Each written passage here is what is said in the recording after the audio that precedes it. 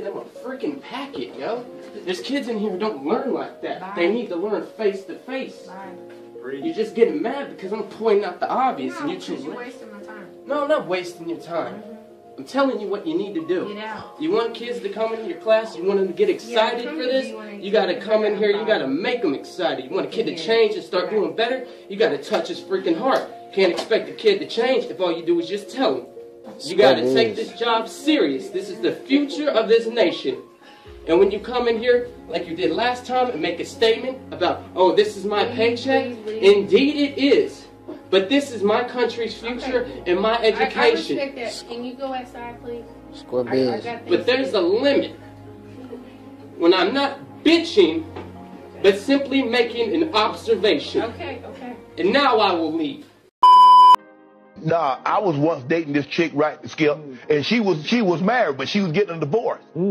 I knew I wanted her. I said, you know what? I'll pay for the divorce because I believe she was the one. That's what I did. I said, why you arguing about this? He wouldn't sign the papers. I said, why you arguing about this little bit of money? I gave her the money, filed the divorce because I believe if they believed in Baker Mayfield, they would do the exact same thing. Hey, yo, what the fuck?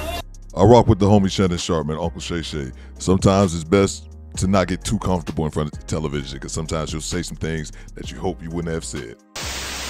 How long you been working? How long you been working for the city? 7 years. You plan on retiring with this job? No. What do you plan on doing until 65? I want to open up a business. It's talking. Joker Tango. Doing what? I want to do an animal spa business. I like animals, so. Did you go to college? No, some college. I didn't finish. So where do you plan on getting the money to start this business? Good question. So in other words, you're just talking? Huh? So in other words, you're just talking and dreaming? Brainstorming, yeah. No, talking and dreaming. See, I like calling shit weird. Manifesting. Talking and dreaming. Manifesting, that's correct. Talking and dreaming. So this is why I said, I'm talking, I'm manifesting. That means the Jesus the God I do not follow and the life I don't live, he's supposed to manifest and give me stuff. You can't make it up. You can't make this shit up.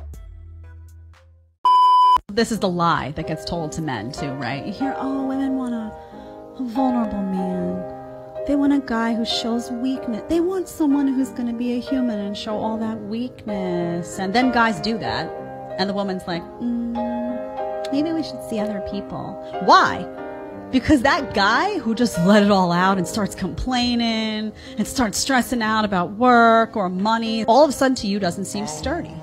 Does not seem like somebody that you can lean on. And you're sitting there saying, well, if he's having a nervous breakdown, who's going to take care of me when I have mine in 3 hours? Because you know, as women, sometimes that happens. So guys are saying this advice that they're getting from the feminist movement, from the women's magazines, from the network TV, whatever it may be, it's not good. Stay with it. I'm going to show you how to get it. It go right foot up, left foot.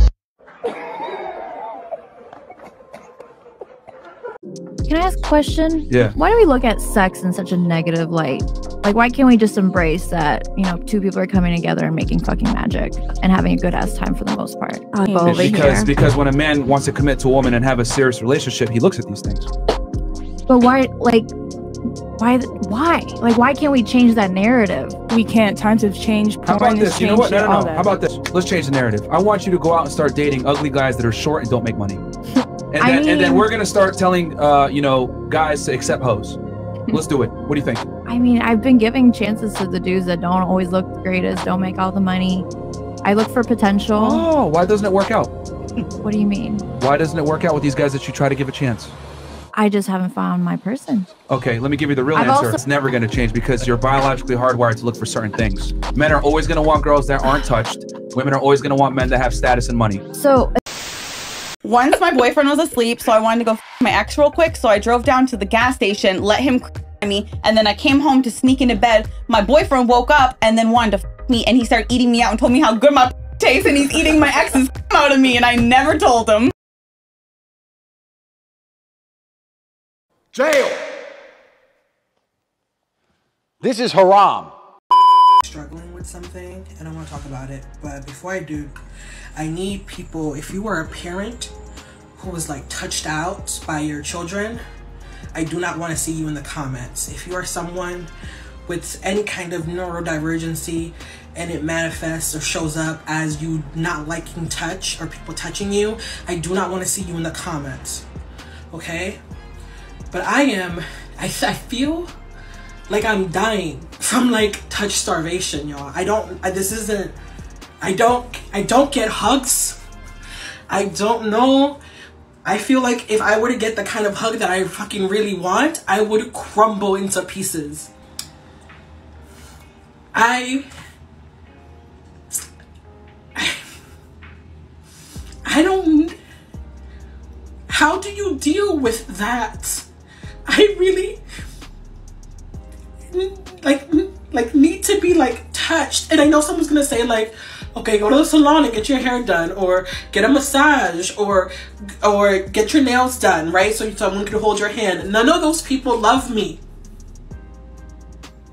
None of those services love me, right? But I'm really struggling. I'm really struggling with like,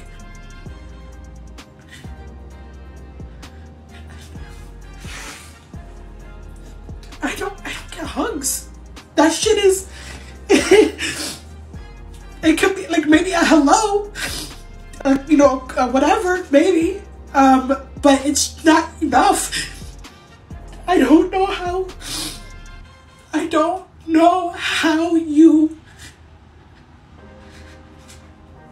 am I gonna go the rest of my life like this?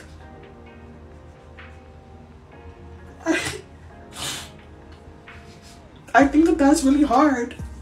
I'm just really struggling. I'm really struggling. Like I spent like last night just going like this. Like 20 minutes.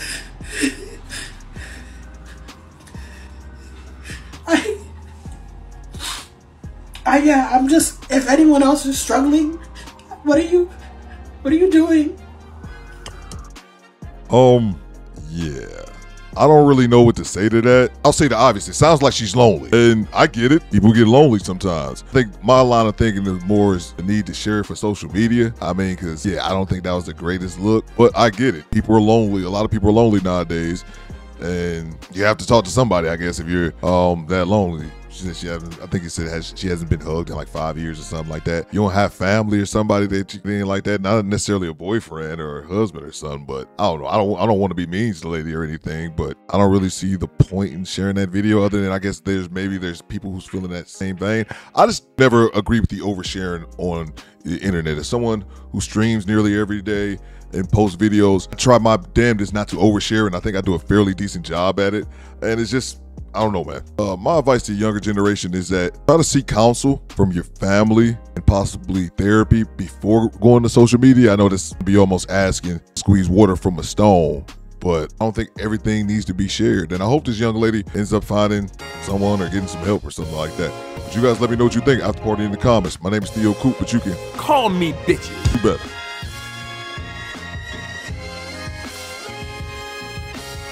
Excuse me, bitches?